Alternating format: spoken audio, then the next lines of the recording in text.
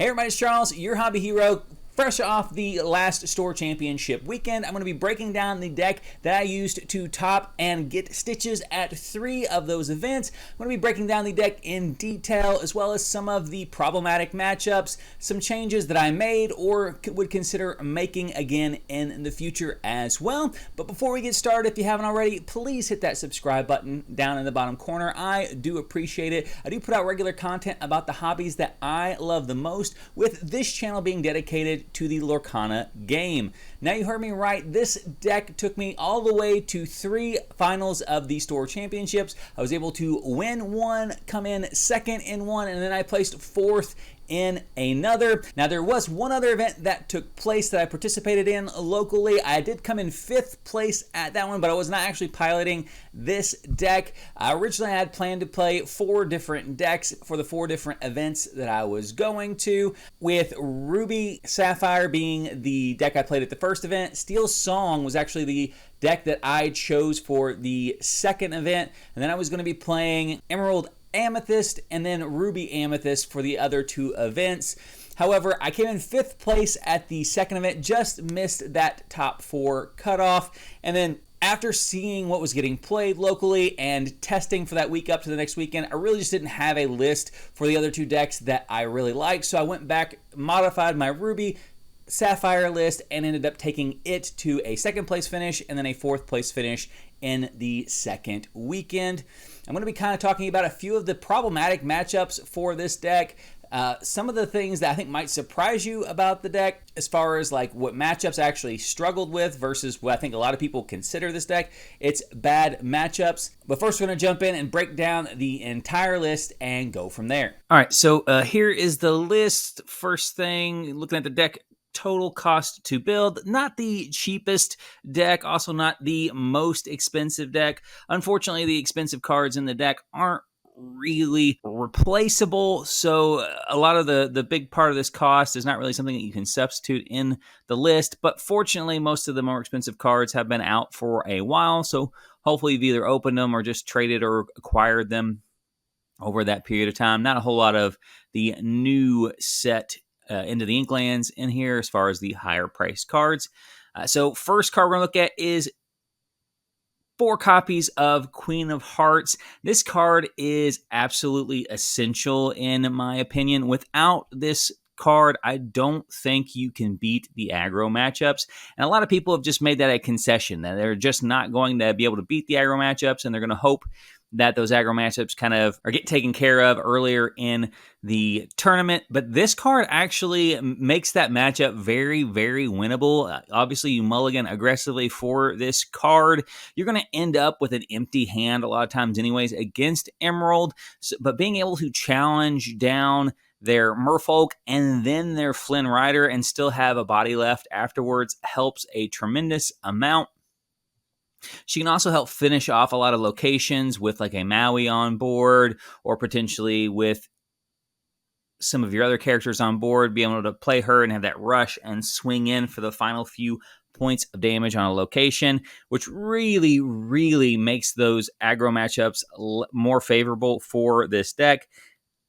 Again, I played probably 6 or 7 different aggro builds over the course of the 3 tournaments that I was in with this. Did not drop a single match. It only dropped, I think, 1 game and out of all 7 of the matches. So this card really does make that matchup very, very winnable, and I just can't imagine cutting this from my list at this point in time with the meta having so many different kind of aggro decks in it right now. I do have 3 copies of Judy Hopps. This card is another card.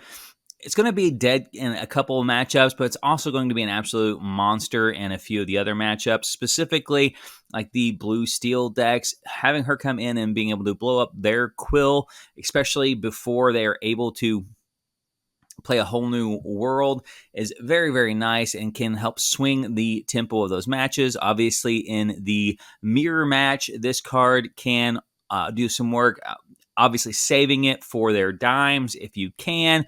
If you can put them off or slow them down early enough in the match by hitting their quill, that's another good target with her. She also just comes in and hits your stuff sometimes if you're not hitting your Flavishams or they've already dealt with your Flavisham and you just need to get something going. She can come in, pop one of your popsicles, and draw a card as well. I also had some really clutch games with her against like these Steelsong matchups where I really wasn't drawing much early on, and having her come in and disrupt them by blowing up their flutes whenever they were playing multiple flutes out really helped slow the tempo of those decks down, and allowed me to kind of stabilize without having to worry about them being kind of in that threatening zone of anything like plus 15 lore with one or two flutes down. She was able to help keep those clear as well. So really liked that in addition. Plus, if they're getting ready to play a whole new world, putting an extra card in their hand, it really isn't that big of a deal either. So very helpful in those situations as well. Not a card I would cut all the way from the deck. Depending on your meta, I could see maybe dropping her down to a 2 of. But the fact that she's inkable, she does generate 2 lore. If you do need to just throw a lore generator out onto the field as well, is also nice. But the matchups where she is good, she is really, really good. Next one up is for Grandmatala. Now, honestly, I wouldn't think this card needs much explanation, but I have seen some lists that are cutting this card. So I do want to talk about it a little bit. Honestly, your 4-drop is just such a huge play in this deck. Obviously, we would prefer it to be Flavisham with an item in play to start that draw engine, but if you don't have that going, she is a very, very respectable play, especially when you're playing turn 3 after like a 1 jump ahead. You know, being able to get that card to replace herself into your hand, plus just a very nice size body, being a 3/3, she can really challenge aggressively into the early game and help slow down your opponent if they are playing kind of an aggro type deck. Late game, she's really helpful as well, and sometimes even better than Gaston because she can allow you to dig into your deck 2 cards and then still have quite a few of your resources left up to play a second spell for the turn. Gaston obviously gets a card deeper, but sometimes when you're on like that 9, 10, 11 turn, playing 6 doesn't really allow you to play anything else that turn, whereas 4 can still leave enough up for like a Maui, a Be Prepared. Something big can come in behind that 4 a lot of times, which can make her really, really useful late in the game. Flavisham really needs no introduction in this deck here. This guy is an absolute MVP, drawing 2 cards when he comes into play and every time he quests, and then having a pretty big 6 willpower there, especially on a 4-drop. Most of the time, they cannot challenge him in a single exchange, and will just kind of leave him out there to do his thing. So this guy is very, very good and an absolute non-negotiable centerpiece of this deck. Maui, very similar. This guy is the best red card that we have. I have said that since set 1, and we're on set 3 right now, and he just continues to be. He has it all. He is cheap enough to be an early game play for this particular deck. Mid-game play, obviously, for a lot of other decks, but still very, very nice stat line. For 5, he's inkable, and he has rush. The fact that he cannot quest means nothing because this guy is going to come down and take out their characters, their locations, whatever that may be, just immediately come in and have an impact on the field, and a fairly big one as well. We still, 3 sets in, do not have very many things that survive this 6/5 body swinging into him, but there are quite a few things he survives swinging into, which is very, very nice. Again, if you're playing red, this guy's probably just a 4 of in whatever red deck you're playing. Next up, we have 3 copies of Madame Medusa. She is in a very, very good spot in the meta right now with this 3 strength or less, hitting a lot of really, really good targets. A lot of really good targets in a lot of our really bad matchups. So those aggro decks, especially whenever she can get ramped out as early as like turn 4, and we can start popping things like Surfer Minnie Mouse, Shifted Robin Hood, Shifted Beast.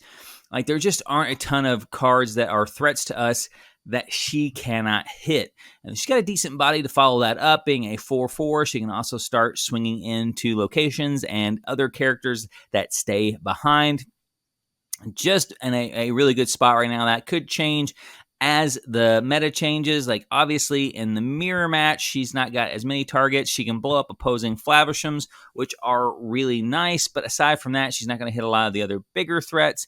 But aside from that mirror match, she does take out a lot of other cards that we need to have removed. And that's why I have her as a 3 of in the deck.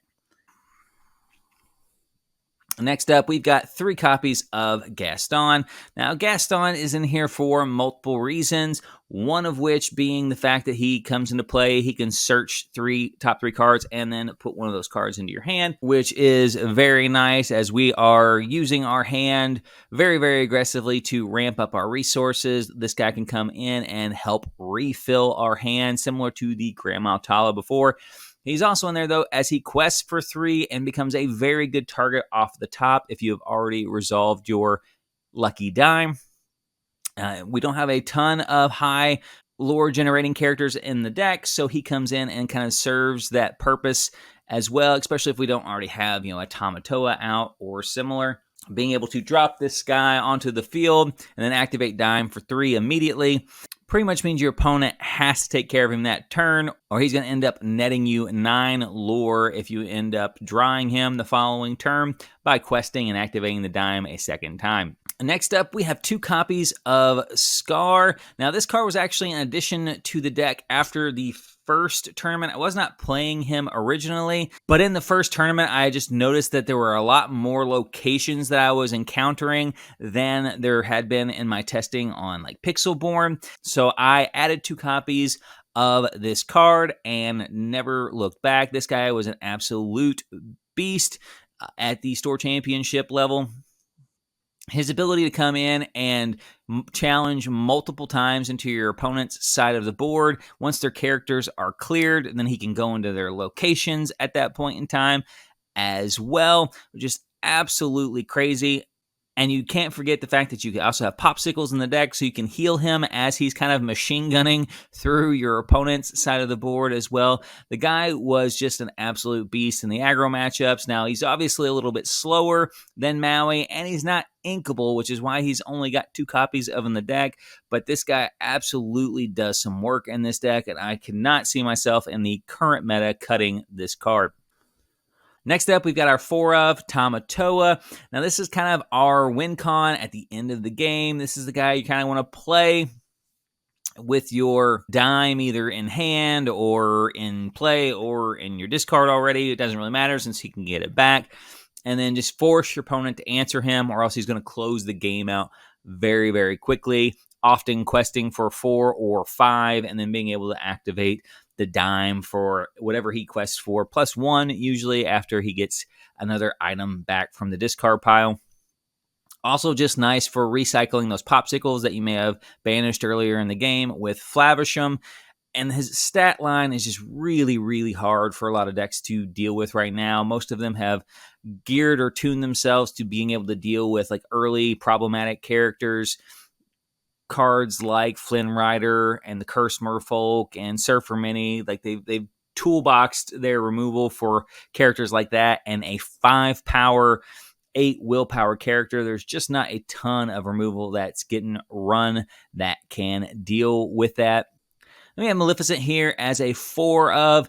Now, it's unfortunate that this card is as expensive as it is because it's really just kind of a role player in this deck. It is certainly not the best card in this deck or the most important card in this deck, but there's not really anything that you can substitute for it. I mean, it is inkable. It's got a big body on it as well. It's very easy for this deck to get it out very early. 2 lore is nice as well as a nice little backup target for your lucky dimes. Really, the only negative about the card is its price tag. It has a very high price tag, and the card, honestly, again, is just a role player in the deck.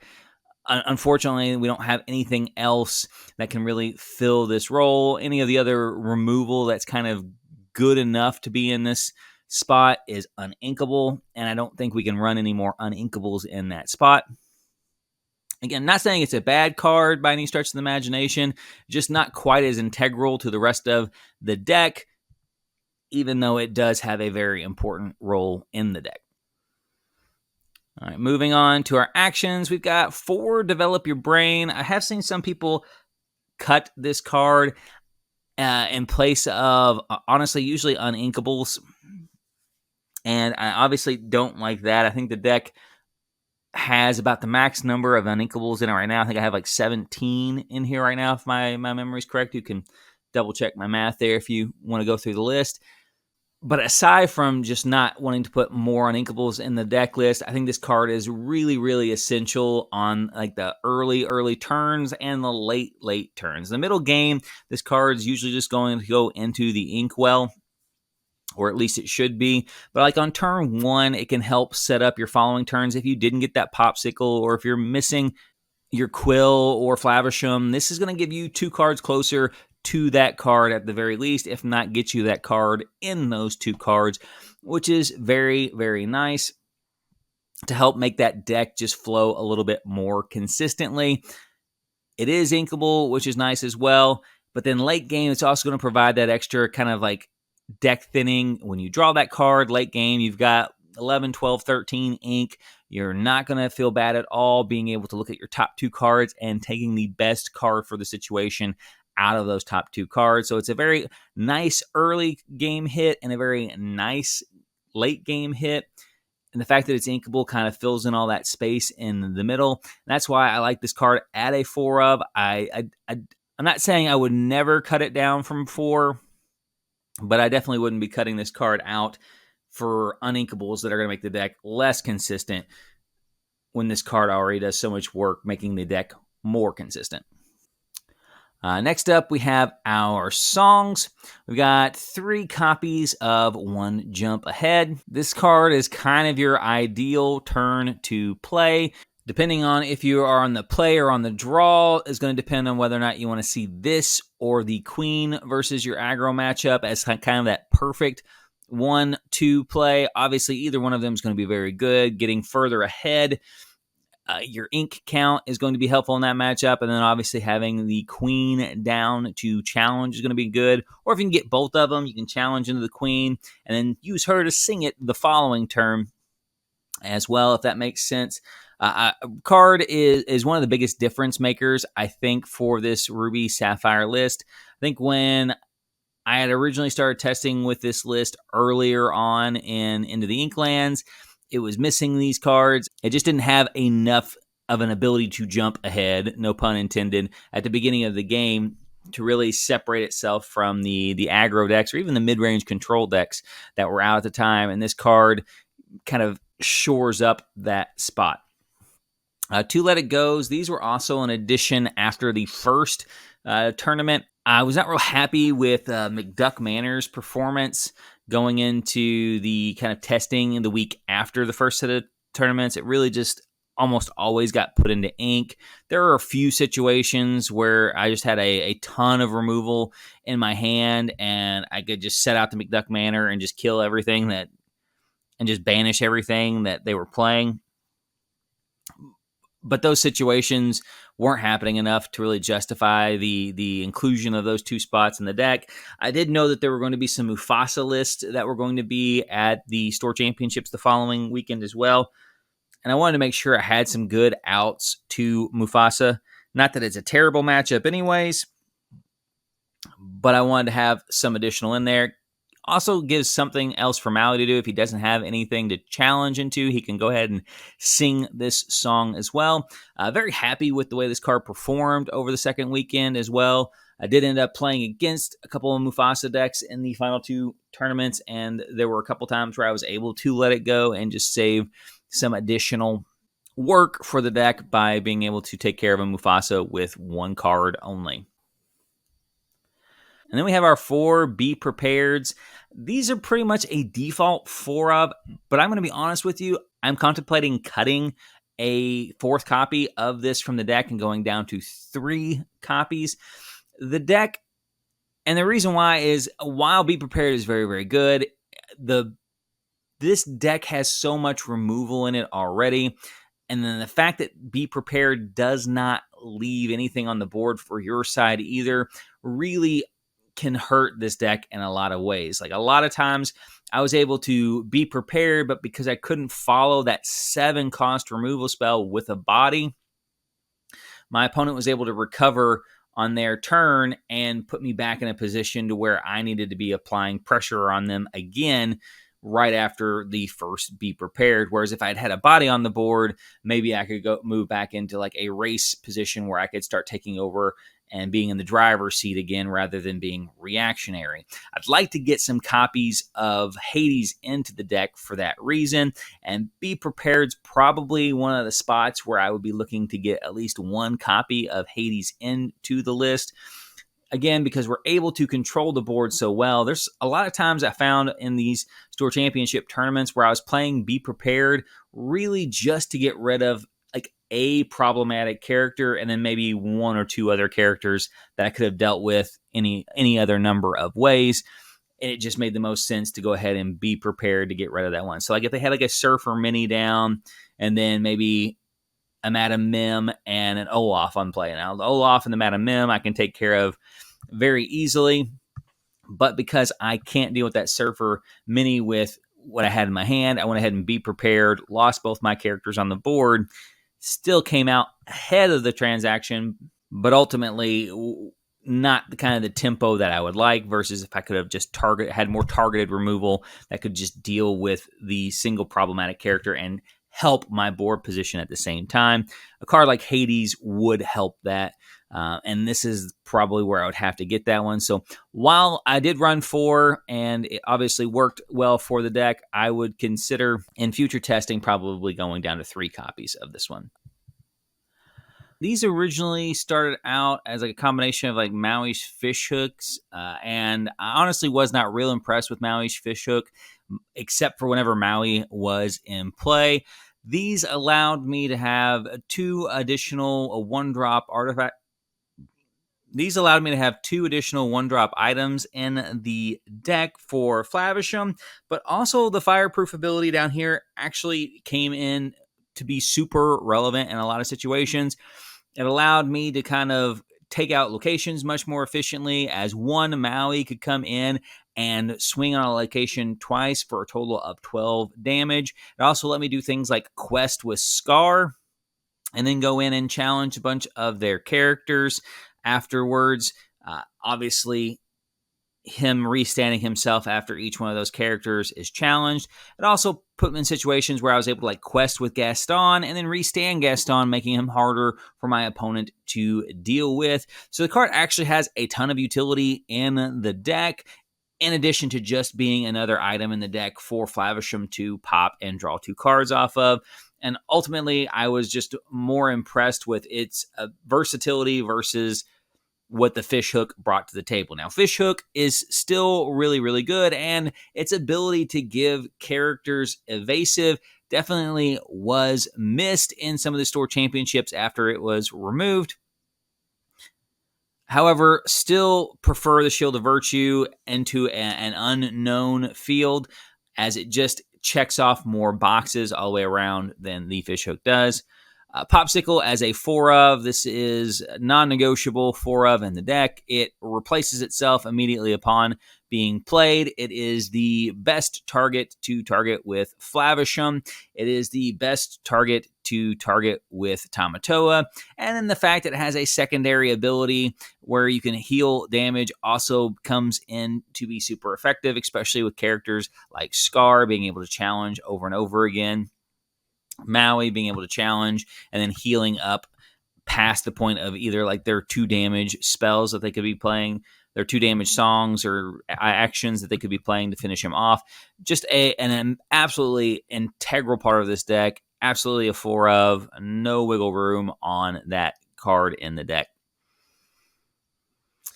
We have 4 Fishbone Quills. This card is a card that you kind of live by and die by with this deck. There are a ton of matchups where this card will single-handedly just take over the matchup, specifically decks like Steelsong or the Blue Steel, or really any deck that's playing a whole new world. This card is going to be an insane MVP in those decks.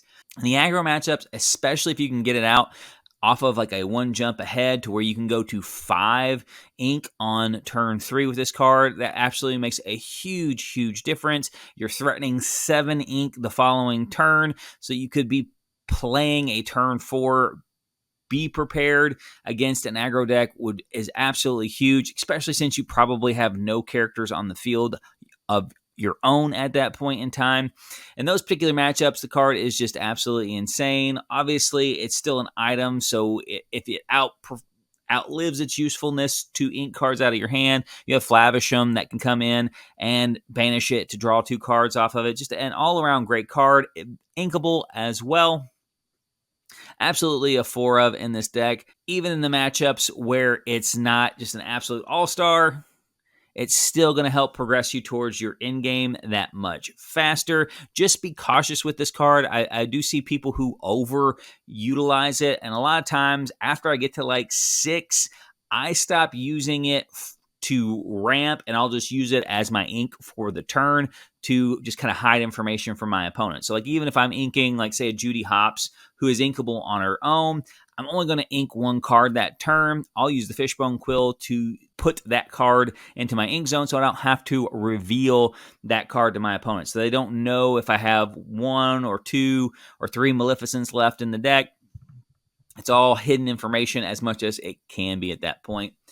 Lucky Dime, we have as a 2 of. I do see some people running this as a 3 of now, and I'm not opposed to running it as a 3 of. I just don't know what I would cut to add it in. Again, I don't want any more uninkables in the deck currently, so I don't really want to take out an inkable card to put a 3rd copy in here. And as far as the uninkable cards go, I don't know that I would take any of my current uninkable cards out to add a 3rd copy of the dime, because the ones that I would consider would be like Gaston, and less Gaston I think makes Lucky Dime less good. This is also a card you very rarely ever want to see multiples of.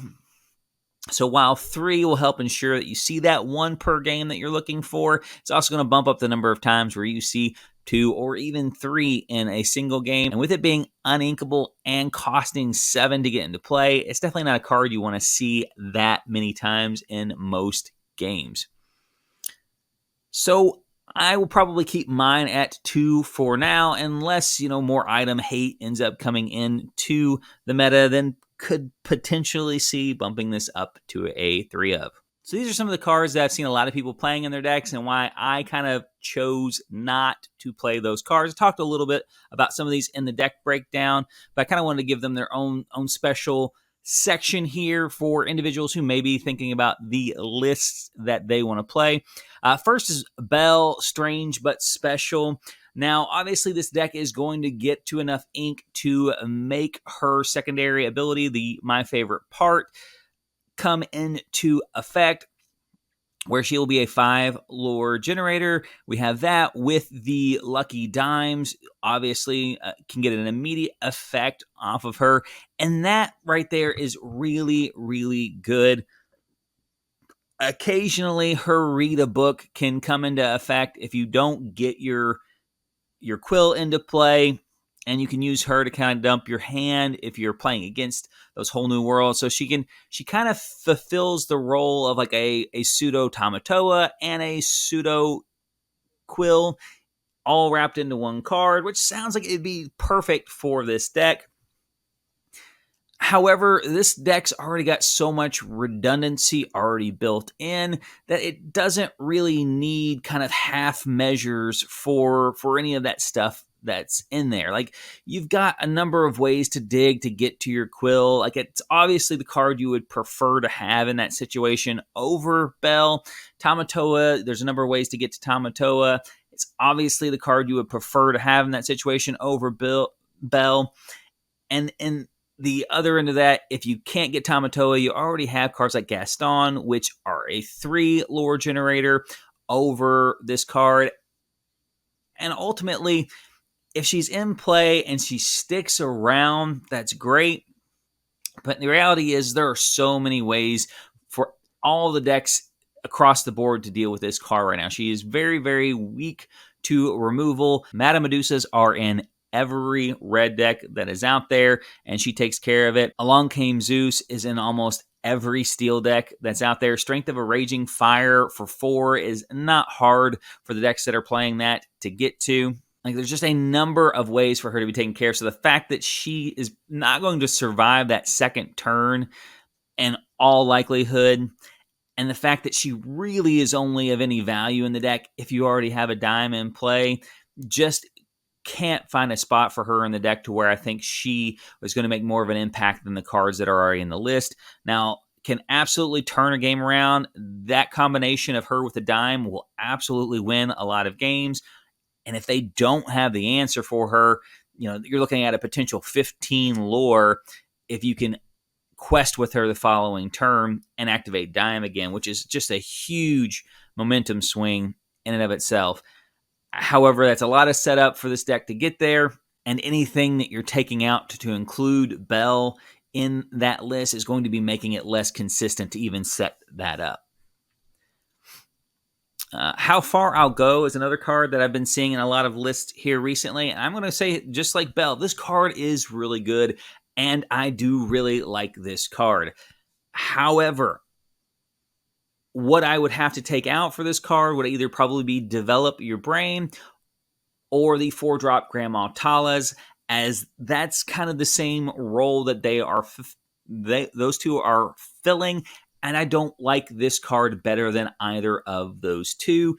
Now, if you're a little bit more of a risk taker and you want to run a higher uninkable count, you may be able to find some room for this card by cutting into your inkable cards in the list and throwing that in as a 2 of. But the reality is like if you take the 4-drop Grandmatalas out, you have fewer characters that can sing this song. That's going to leave it to like Flavisham, who ideally is going to be questing and popping an item to draw 2 cards, or like Maui, who doesn't have a rush target to go into. You can play him, and if you don't have anything to challenge the following turn, you can use this and sing with him. Like, those are kind of your ideal best case scenarios. It's not a great top deck in the late game because it takes up a lot of your resources, whereas Grandmatala is going to leave you a 3/3 1 lore generating body. This one is not. It's going to see the exact same number of cards that Grandmatala is. It's going to ramp you 1 more, but you're probably not going to need it that late in the game anyways. So while I do like this card, I can't find a spot for it in my current list because the cards that I would have to take out for this, I just like better. Next up is the Maui's Fishhook. We talked a little bit about this one in the deck breakdown. Now, this was in my original build, and it did come out of my original build, and the ability to give this thing evasive, especially with the Surfer Minnie Mouses being more prevalent in the meta, is definitely missed in the list. However, the 2 ink activation actually is kind of problematic if you're wanting to use this early in the game, unless you already have a Maui out and he stuck around for a little bit longer than the average Maui tends to do. That 2 ink, whenever it can really throw you off of the curve for your deck, and is still going to be dependent on you having, that character in play. I found that the Shield of Virtue did a lot of the same things as far as like the evasive goes. Being able to restand a character after a quest makes it impossible to challenge anyways. So it actually is even harder to challenge that character versus than just giving them evasive. And then being able to challenge with that character, ready them, and challenge them again, a lot of times will give you similar damage output, if not greater damage output, than the +3 strength aspect of the Maui's Fishhook. Combine that with the fact that that item can be played for 1 and recurred for 1 with cards like Tamatoa, and I just decided that the Shield of Virtue was a better fit all the way around for the deck. Now, you can still make Maui's Fishhook work in the list, absolutely, but that's why I opted to go with the Shield of Virtue over the Maui's Fishhook. And then the last one is McDuck Manor. As I stated in my original list, I did run 2 copies of McDuck Manor, and the deck plays so much control that there are going to be games where you can just play that McDuck Manor out after a Be Prepared and just control whatever they try to put onto the board after that. However, there's going to be those matchups where they're just running lots of rush characters, or they're too far ahead and it doesn't make sense to put down a manor at any point in the curve. And it ended up being a dead card almost as many times as it ended up being a useful card. And for a deck list this tight in 2 colors that have so many great cards in them, I just couldn't afford to have there be two spots in my deck that were really just there for that kind of best case scenario. And then any other time, it was just ink. I wanted more cards in the list that were going to be proactive in more matchups, and ultimately ended up taking this card out. So that's why it didn't make the cut on my final list. Okay, I want to start with what was actually probably the most difficult matchup for this deck through all three tournaments that I use this deck in, and that is the Ruby Amethyst build, more specifically like the more aggressive builds playing the Minnie Mouse Surfer.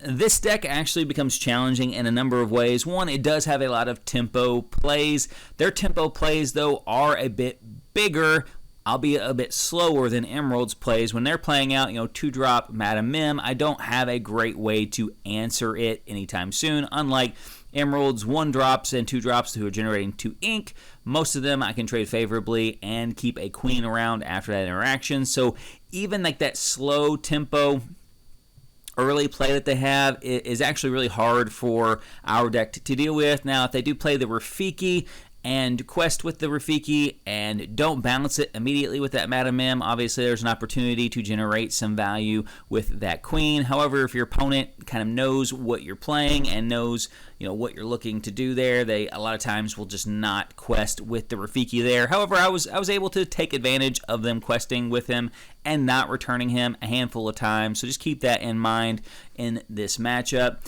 You also have extra rushers in this build over what you have in your deck with both Maui and the Fox Madam Mim, which can get problematic, into, kind of a stale board. Rushers can make a huge difference. Madam Mim bouncing the Merlin Crab can put just a ton of damage on the board, nearly being able to take out a Tamatoa by herself. But more so than any of that, the reintroduction of the Surfer Minnie Mouse is what's most problematic for us.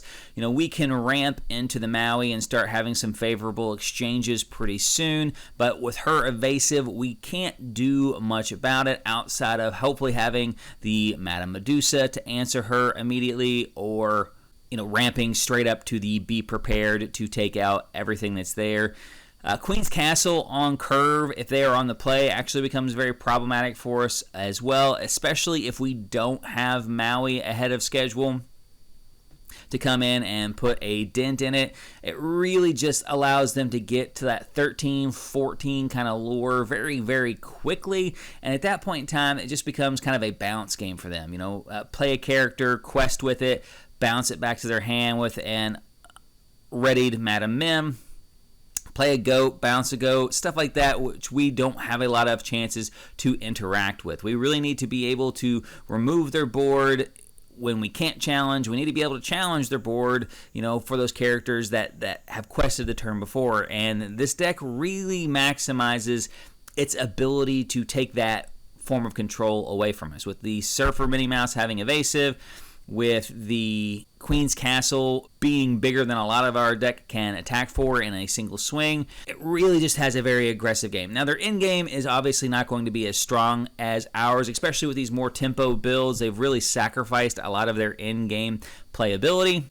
However, they still have access to a lot of the cards, even if they are at a lower card count. They still have Madame Medusas to pop our Flavishams. They still have Lady Tremaines to take out our Tamatoas after a Be Prepared.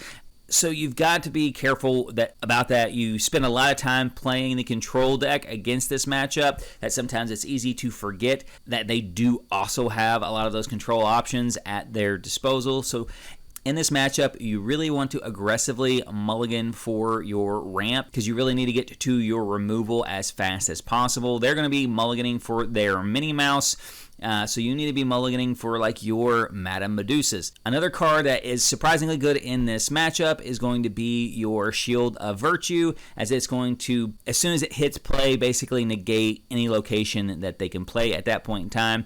It allows Maui single-handedly to take care of all their locations. It allows an established Madame Medusa who's already dry to take care of any of their locations. Like, it really just represents like a huge threat to them actually spending for their resources onto a Queen's Castle. And I'll be honest with you, a lot of them underestimate it. I had several opponents over the 2 weekends who just played a location out with the Shield of Virtue in play and just completely overlooked the fact that I was going to be able to swing twice into it with characters that were either in play or by playing a Maui from my hand.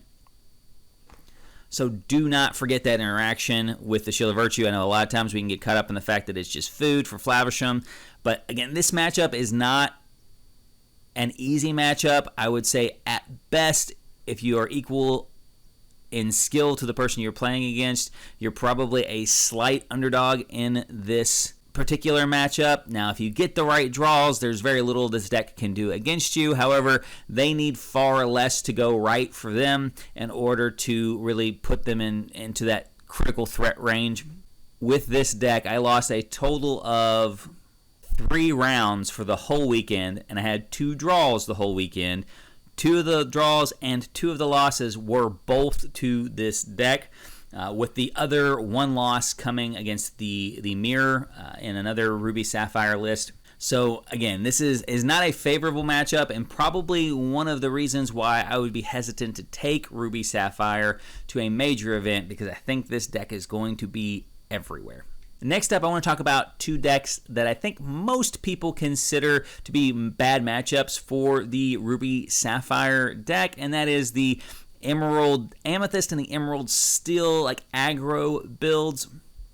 Both of these decks are looking to use Emerald to kind of go early in the game with your Merfolks, your Flynn Riders, and then later in the game, Emerald's going to disrupt with like the 2-drops and 3-drop Ursulas and their discard packages. And then using either Amethyst as a draw engine for the Emerald Amethyst with some additional aggro in it, and then using the Steel package for kind of removal and item hate. I think most people consider these to be really bad matchups. I played 7 rounds against one or the other of these types of decks. I think I lost 1 game in all of those rounds. And I don't think that they're as bad a matchup as everyone leads them to be. Now, you do have to play those games very, very tight at the beginning of the games because you don't have any margin for error.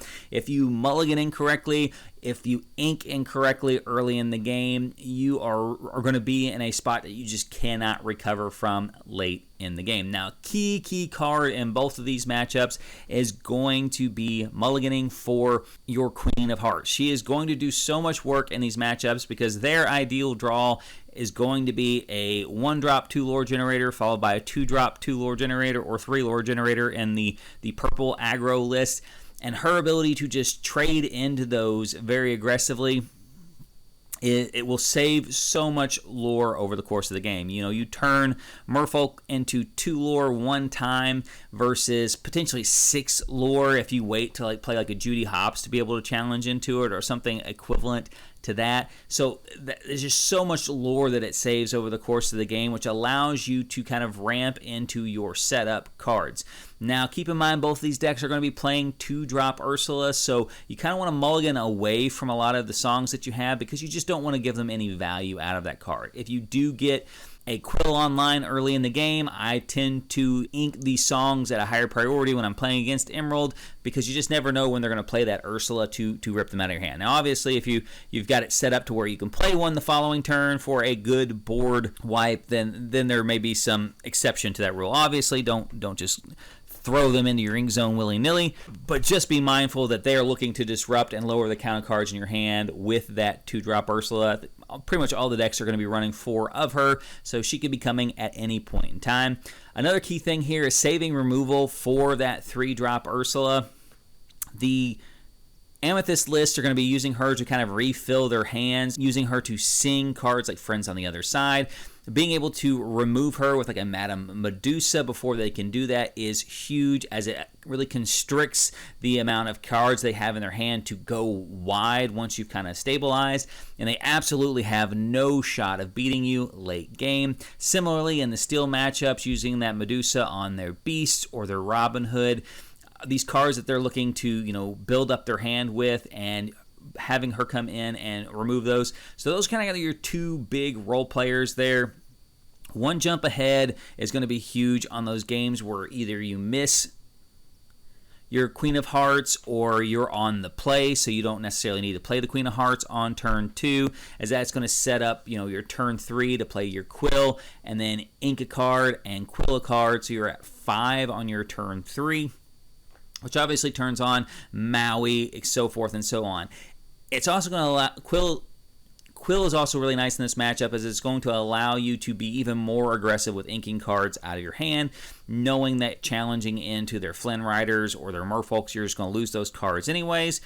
You just kind of empty your hand out, and you kind of go into that control top deck mode, but by then you're probably going to be on 7, if not more, ink, and your top decks are going to be far better than either one of those builds can be. So just play that really tight early game with them.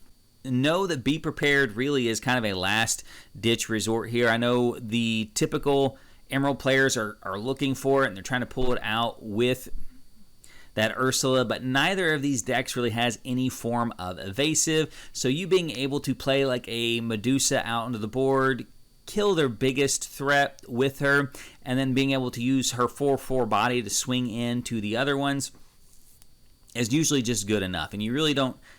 I find that in these matchups, I don't often play Be Prepared unless it just happens to hit that early curve. I haven't really committed anything to the board yet, and they've got 3 characters out there, and I might as well use it rather than playing it. So just don't over-prioritize the Be Prepared. Scar is huge in these matchups, as they can't pull it out with Ursula. And a Scar with either 1 or 2 Popsicles in play can usually take out their entire board with little to no problem whatsoever. But yeah, now I have seen some Ruby Amethyst lists that have opted to take out the Queen of Hearts, and I do think without that Queen of Hearts, these matchups become much, much, much more difficult, as your only out becomes like a double ramp with a 1 jump ahead into the Quill, and then hopefully into the following turn having that Be Prepared to kind of reset them before they go all the way off. And that's just not going to be real likely, especially with these decks packing 4 Ursulas, and with these steel decks packing, Binjas and item hates. They're going to be looking to target that Quill as soon as they see it hit the board. Another big deck in the format that I played a couple of rounds with, wasn't super prevalent though this weekend at any of the tournaments, was Steelsong. Now, Steelsong is about as close to a gimme match as you can get to in this. And I'll kind of include like the blue steel decks in there as well. Any deck that is playing Whole New World as kind of their key win condition is really going to be very, very favorable for you, as you are looking to ramp very quickly and aggressively with the cards in your hand, and your late game is way better than any other decks that is out there. So whenever you're down to 2 or 3 cards in your hand and your opponent plays their Whole New World, fills you right back up, and you're probably sitting at 7 to 9 ink at this time with a whole handful of threats now. It is just insanely hard for them to catch up after that, and both decks are very, very reliant on that Whole New World to really keep up with any kind of card advantage. I will say things to take into consideration with these builds: if they're playing the flute build, if they can get multiple flutes out, that can be problematic for you. Save those Judy Hops for their flutes. The fact that they'll draw a card means literally nothing, because again, they're looking to Whole New World, and you're just putting more cards in their hand so that they are more disadvantaged if they do Whole New World. If they are playing Pride Lands, just keep that in mind. To save things like Maui, maybe keep a hold of things like Queen. That surprise extra 2 damage can kind of throw off some math for those as well. I played against a couple different builds, both Flute and Pride Lands, and never really had much of a problem with either one. There's not a ton of cards that I would say are key cards in this matchup. Again, Queen of Hearts does a lot of work here if they play your turn 1 Cinderella or their turn 1 Robin Hood, thinking that they're either going to be able to sing or shift with those safely, and they quest prematurely. You can take those characters out and take away their shift target for the Robin Hood. Queen, honestly, is probably the worst card in this matchup for you, because if they are on the play and they go turn 1 Queen into shifting Queen into Whole New World right then, they probably are going to make you throw away everything that you mulliganed for and put you on 7 random cards, which you could end up with a ton of uninkables in your hand at that point in time. And that's really about the only scenario where I think they have a good play against you. It happened once to me in all 3 tournaments that I played in, and they still weren't able to close out that game, but it was the most disruptive the deck was in any of the matches that I played. I did want to talk to about Mufasa, because I mentioned it in the deck profile that I had made some changes to the deck based on just seeing Mufasa at one of the events and knowing it was going to be at some of the other decks there afterwards. I don't think it's a particularly bad matchup for us. However, there are some cards like Hades and Let It Go that can make the matchup even better for us. You're really just, again, trying to play the early game here. You're trying to keep them from getting too far ahead in lore generation. However, they don't have a lot of stuff to actually threaten your side of the board either, with the exception of like Maui and then like the Queen. If they get the Queen off, those are probably the most offensive cards that they have in their early game. Now, obviously, if they flip things like Maleficent or Stitch or Chernabog, you have ways to deal with them, hopefully, by that point in the game. I will just say, with Mufasa, just always remember that once he's banished and he triggers, the character that comes in after that is also going to come in exerted, so they're going to be vulnerable. So try to deal with him accordingly. I usually try to quest with anybody that I know I'm going to be questing with before I activate his trigger, and then I try to keep something back, either a Maui in hand or possibly a Medusa that hasn't, done anything yet, to see what comes off of the trigger. There's not a ton of removal that the deck runs, so there's not a whole lot of risk in keeping something back like that Medusa in that scenario, and then being able to challenge into it. I think a lot of the difficulty people run into with this deck is not so much that it's a good deck or a better deck or good in the matchup. It's just there's a lot of decision making against this deck, and it's not a super popular deck. So if you don't have a lot of reps in, you can just kind of make mistakes in the player side. Challenging out of order, challenging into a Mufasa as like the last action of a turn. And kind of setting them up for a big turn after that, or just not taking into consideration what the Mufasa could be flipping. So I think if you're fairly familiar with the deck profile and what it's kind of trying to do, it makes those decisions a lot easier. And honestly, like, the deck has a very hard time keeping up with your threats, despite the fact that you have a lot of control that really just keeps their threats under wrap. But I did want to touch up on that one, just like I said, because I had mentioned it in the deck list of making some changes. It was really just a card that I was unhappy with in the deck, and I wanted to get some more removal in the deck, and I opted to go with some removal that also helped in this particular matchup because of negating Mufasa's trigger. So there you guys have it, the deck breakdown, some matchup tips, and some of the cards that I would swap out. If you guys are going to be playing in any of the major events here locally, I do think this is a really good deck. However, just be warned that one of its more problematic matchups in that Ruby Amethyst kind of aggro build that's going around now is going to be a very popular deck and very prevalent, so be looking for possibly some ways to shift that win rate back into your favor if you're going to be taking a list like this to any major events. If you guys have any questions about the list or any comments you want to share, make sure you leave them down in the comment section below. And until next time, guys, Hobby Hero out.